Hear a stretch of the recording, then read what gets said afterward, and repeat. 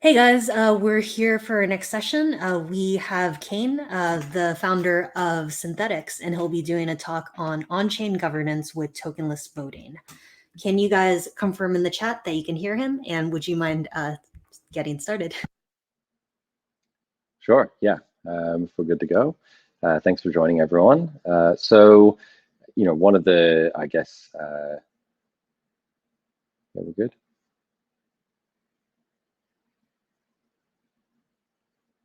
Assuming, yes, we're good, okay. Cool, all right, let's do it.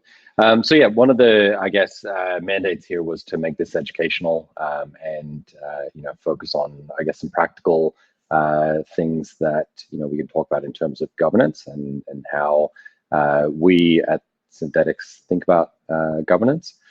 And so I guess, just to kind of cover, the sort of overview of what I'm going to be discussing, I think that this will be probably particularly useful for early stage projects. So, if you're working on something that's very new, you haven't raised capital yet, you're kind of just getting started or just building something.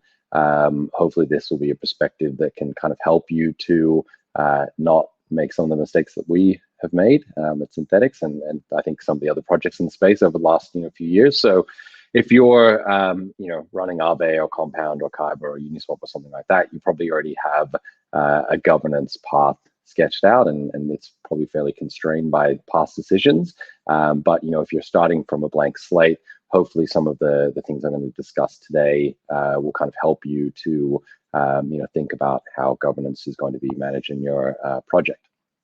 So the first thing that I guess I'll say, and again, this is just my perspective, and there's definitely people who have a different perspective, but you can't just slap token voting onto your project and say, this bad boy will hold so much governance.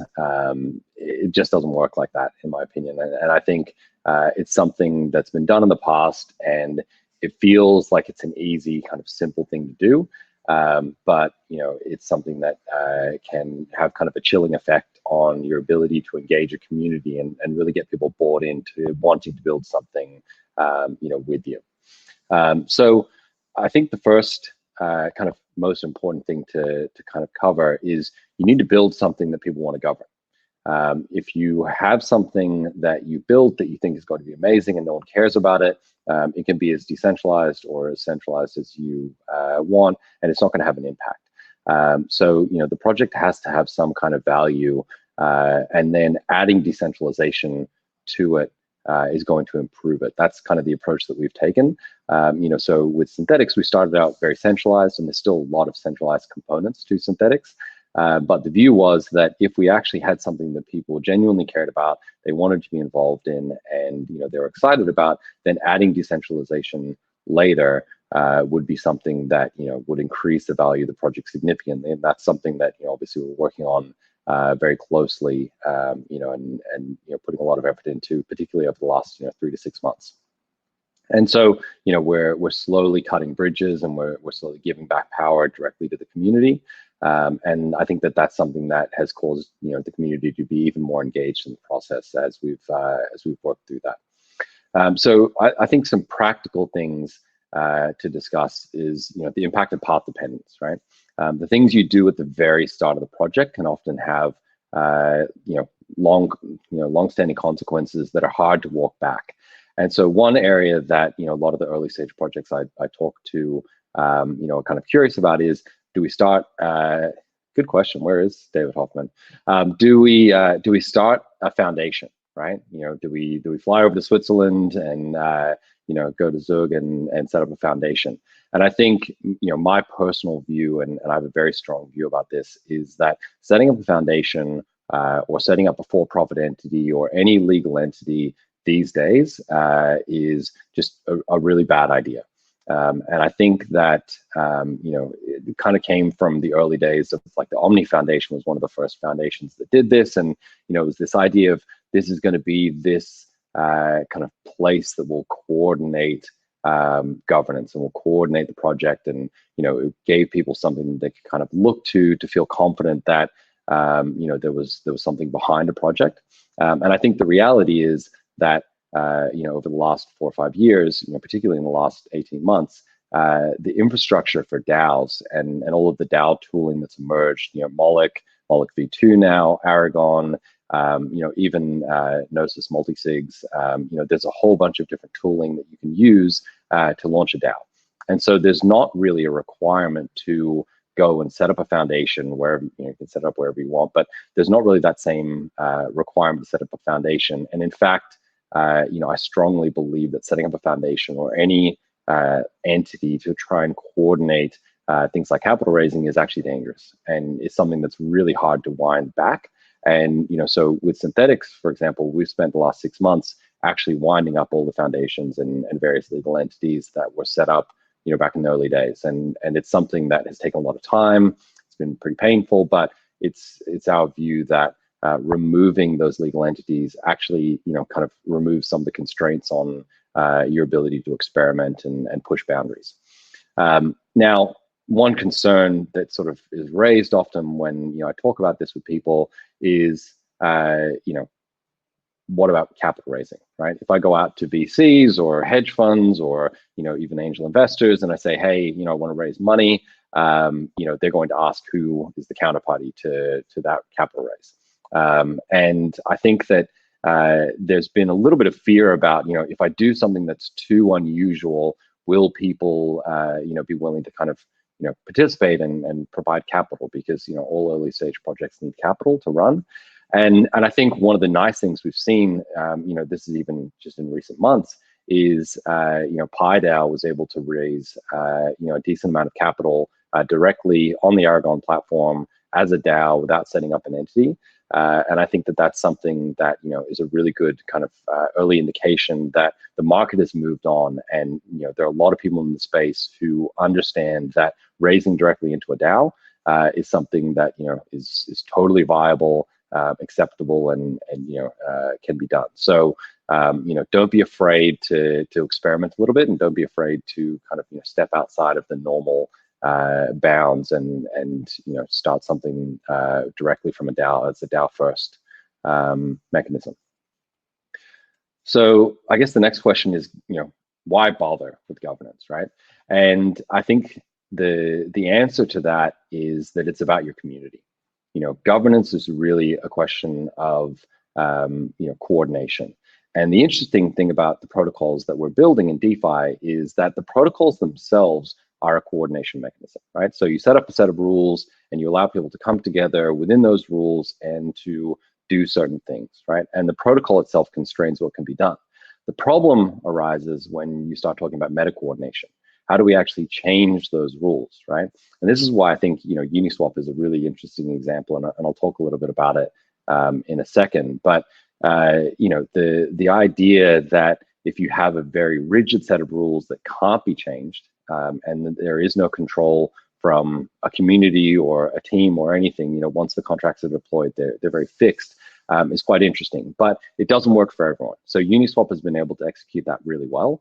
And I think it's one of the things that has gotten people so excited about Uniswap is that it is probably the most permissionless DeFi protocol out there, right? And you can become an LP, you can set up a liquidity pool, you can do all these things, and you don't require any engagement with the team or what have you. But obviously Uniswap v2 is coming out, and so I'll get to that in a second. But the fundamental concern that I have with just kind of deferring to this idea of we'll just add token voting, right? We'll just create a token, or we'll use our existing token and we'll hook in token voting into this process of meta coordination of how do we change the rules about the rules, and what are the rules about how the rules can be changed, is that there's a lot of people in your community, or hopefully there if you have a vibrant community, there's going to be a lot of people in your community who may not have the capital that, say, some of the hedge funds out there have, right, or a VC or what have you. And if those people feel that their voice and their ability to impact and change the rules is going to be overwhelmed with a single vote by a single VC, it's very hard for them to become engaged, right? And so one of the things that we've been really careful about is not falling back to this token voting mechanism and using rough consensus. And rough consensus, obviously it's also used by the EF and the Ethereum community, and it's worked quite well, although it is messy, and it can be slow, it can be inefficient, it can be painful, it can create a lot of contentiousness at times, but ultimately just falling back to this idea of whoever has the most money wins is, in my view, and certainly within our community, not the right approach, right? And what I think is really interesting, particularly in the Synthetix community, is yes, there's some people in the community who we know are whales or whatever. They've got a lot of SNX, but there's plenty of people who have a lot of engagement who don't hold any SNX at all, and they're very kind of upfront about the fact that they're not holding the token.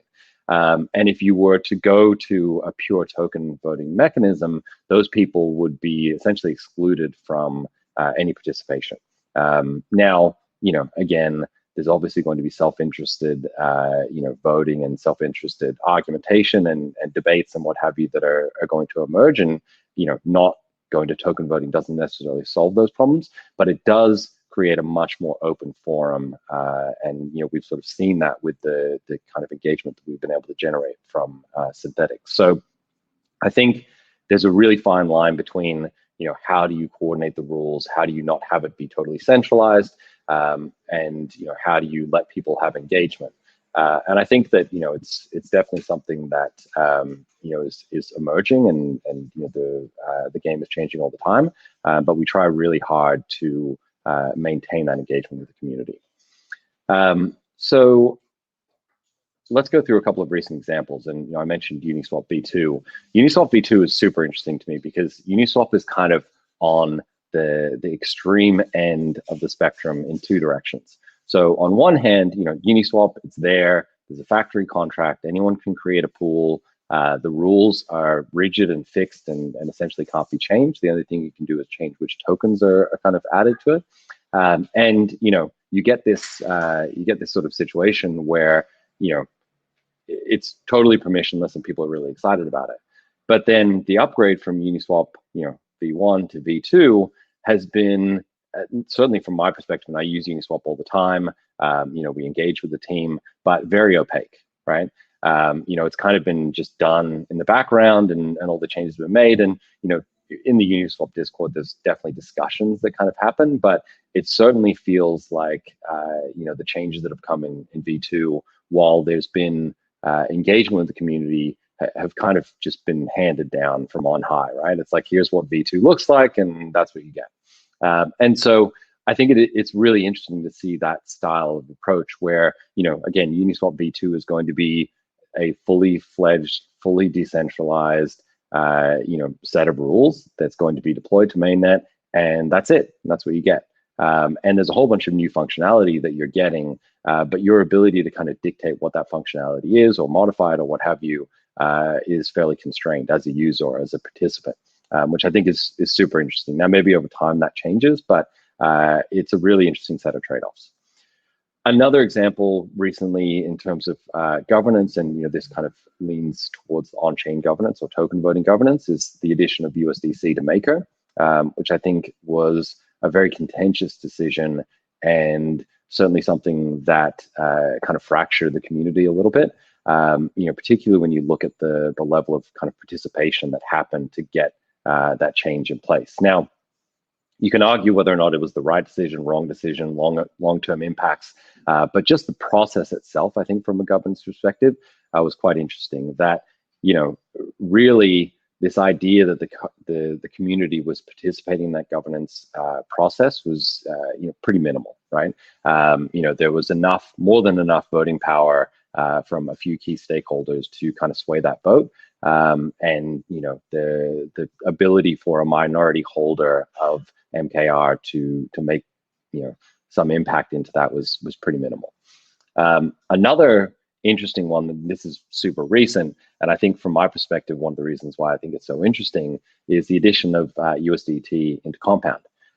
So I don't hold comp tokens, at least not yet. I am a participant in Compound. I have a bunch of my ETH, maybe something like 50% of my ETH is actually in Compound. So I've done things like borrow die, et cetera, et cetera. There's a whole bunch of things that I've done with it. I use Compound quite regularly, in the same way that I use Aave. But I just saw something posted on Twitter where it was like, hey, USDT is now in Compound. And I thought something that was quite interesting about that is, even as a kind of power user of Compound, I had no idea that there was even a vote going on. I had no idea whether I still don't even know if I could have participated in that vote. It's kind of interesting to think about that. So there's definitely these ideas of, Compound's just come out with this governance framework, and one of the things I think is really important is the communication of governance itself. And the final example that I'll talk about is reducing the SE incentives in Synthetix. So as many people know, we've got an incentive to put liquidity into the SE pool in Uniswap, and we have been reducing that incentive recently.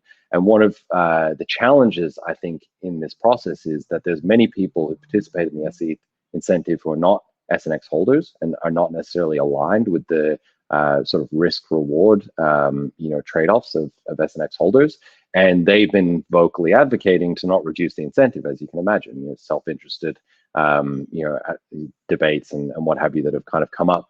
But it is a really interesting question of how do you handle sort of external stakeholders in this mechanism. And I think this is where those external stakeholders who are not necessarily token holders actually have a seat at the table and can kind of engage and communicate and advocate for their position within the community without feeling like they're excluded or blocked from participation.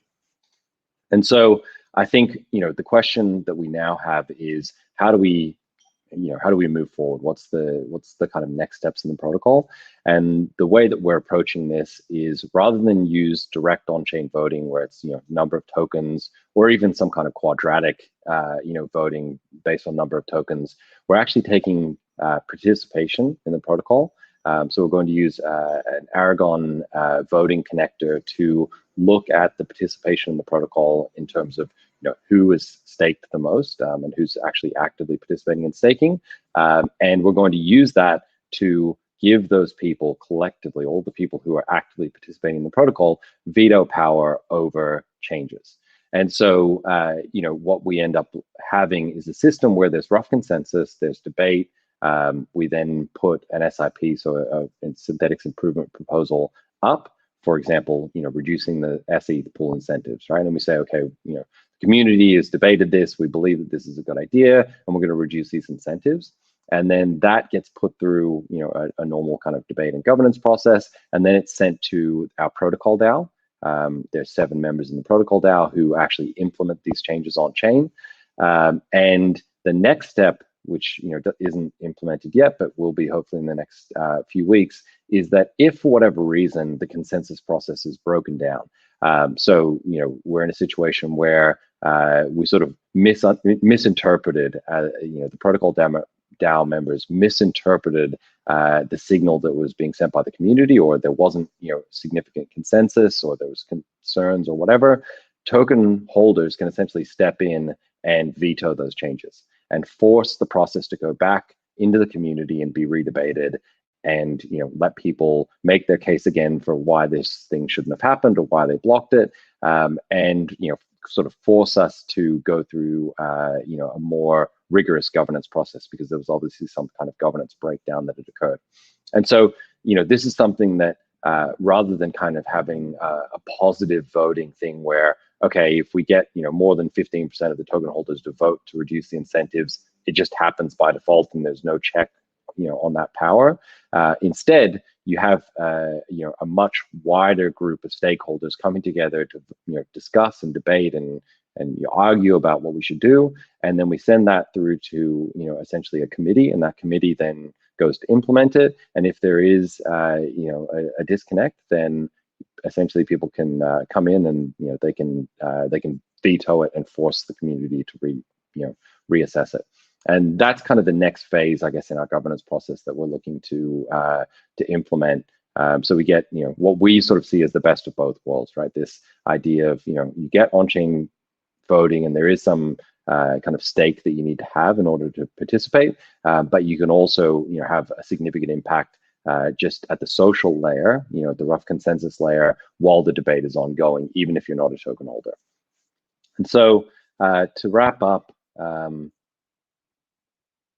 guess the sort of holistic view is you can launch projects with a DAO first.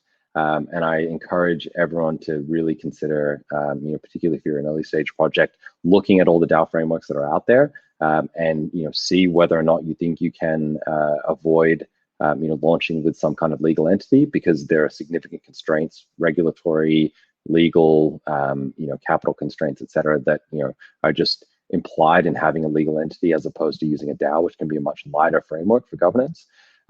You still can raise capital. We've seen it. I think we're going to have even more successful raises happen directly into DAOs for specific projects. And you can build a community around a DAO. You don't necessarily need to have a token. It can help to coordinate people, but it's not sort of necessary. DAO holders or DAO participants can actually come together without having a protocol token. They can have a DAO token that still enables them to feel some sense of control or ownership of the project. And I think the final thing is, don't be afraid to experiment. People are often really worried about what the response of the community will be, the broader crypto community or Ethereum community or DeFi community, when they go out and experiment. And it can be harsh sometimes, but people they're fairly forgiving, and they do forget fairly quickly as well. So if you go out there and you do something and it kind of blows up, provided you've done your best to kind of constrain things, and particularly when it comes to security and things like that, as long as people's funds aren't at risk, if you make a governance mistake, I think people are fairly willing to be forgiving about that. So that's the final point. Yeah, that's it. If there's any questions, jump in, and yeah, I'll see what I can do to answer them.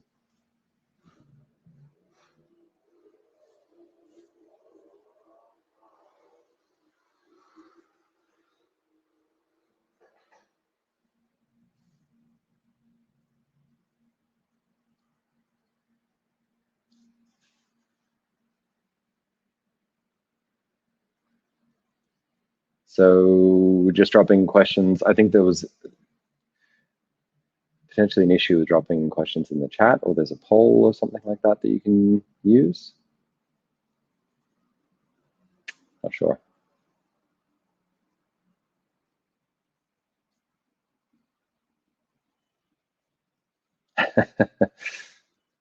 Okay.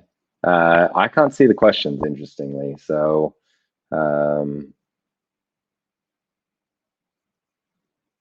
right, meritocracy okay. Do you believe in meritocracy as a currency instead of money? I think money is a very efficient coordination mechanism. And the question of how money is distributed, or whether it should be distributed based on some kind of meritocratic principle, is a difficult one. But I think that when you have a social layer of consensus, and you don't have a governance process that just resolves to who has the most money, I believe that's certainly likely to be more fair and more equitable, and something that will create much more engagement. And ultimately, that's what you want. You want as wide a view, and as many different points of view as you can possibly bring in. So next question is, an alternative viewpoint is the governance on chain is almost impossible, and that some sort of economic design principles are needed. I don't know that I would say governance on chain is almost impossible. I think governance on chain in a vacuum is, and I mean, it's also a question of, what are we saying about like, it is possible, you can do it. It's just a question of, do you get the optimal outcome from just having token voting, right? Is that actually sufficient?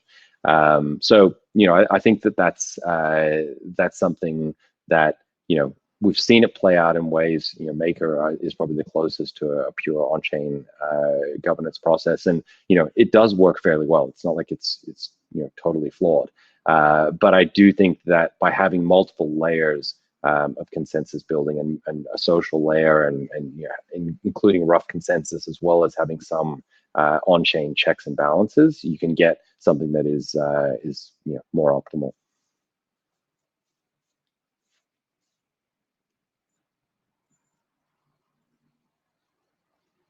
Oh yeah, got it. I can see the questions now.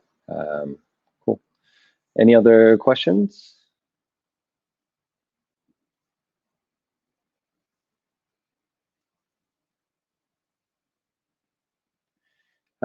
Libra stated it's not going to be permissionless anymore in its updated white paper. Where do you think it's heading?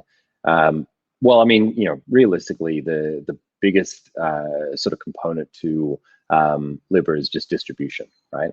Distribution is a very powerful, you know, incredibly powerful mechanism, right? So if you have the ability to distribute something to billions of people, you've got a significant sort of leg up. I think the question is, where do we sort of see that going versus something like USDC or USDT or some other stablecoin that's USD backed?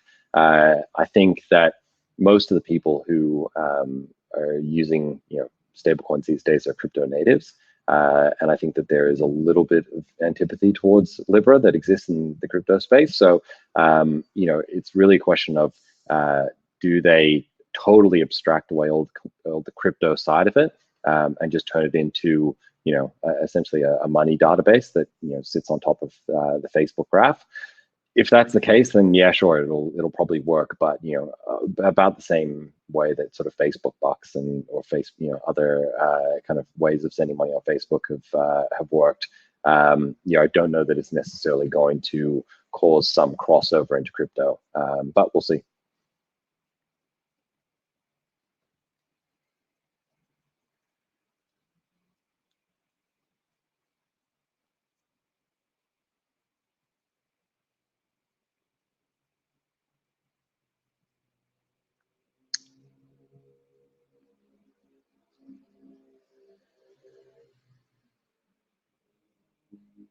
Um, any regulatory problems raising capital into a DAO? I mean, obviously these are all very kind of, new processes. So I don't know that, and this is certainly something that we're kind of dealing with at the moment, both on a legal and accounting side, is what does the kind of tax implications, what do the tax implications look like for having money go directly into a DAO? The reality is most of the answers are fairly gray. There isn't necessarily a clear sense of what's going to happen and how DAOs are going to be treated. I think it's going to take a bit of time to kind of see that play out. But I think provided a project approaches things in good faith and the funds are distributed for the purpose of their raise, and particularly when you look at things like Moloch DAO, where you have this rage quit function, the ability to exit and remove your capital, I think is quite powerful and something that is really important, similar to the kind of DICO model that Vitalik proposed, where funds are just loaded up front and then there's no control. There's this idea of like phased distribution of capital, and so I think the rage quit function in Moloch DAO is something that definitely helps to provide better coordination for capital raises into DAOs. Some examples of restrictions you're worried about that come along with creating a legal entity. Well, the ultimate question, I guess, is in which jurisdiction and which regulatory bodies believe that they have jurisdiction over things that exist on Ethereum. And the short answer is we don't really know. And so I think by having a DAO that doesn't have a connection to any particular legal jurisdiction, the flexibility that you get is significantly higher. And if ultimately what we're trying to do is coordinate, the behaviors of a bunch of people all over the world and set up these coordination mechanisms, that's what kind of DAOs are for, right? And so having this fallback to a legacy legal entity feels like an inefficiency that just doesn't need to exist anymore and is no longer necessary. So I think it's less about any specific concerns and more about we should be trying to optimize for the tools that we have now. And I think we have tooling that's sufficient to allow us to approach these things in a different way than going to Switzerland and setting up a foundation.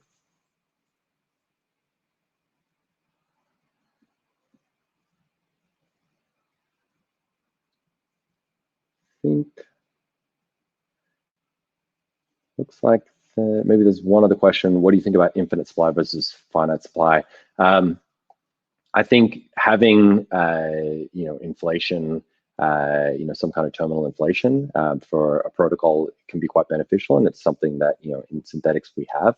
So there's 2.5% terminal inflation. So the point of that is to ensure that we've got an incentive mechanism or a lever that we can pull to incentivize certain behaviors.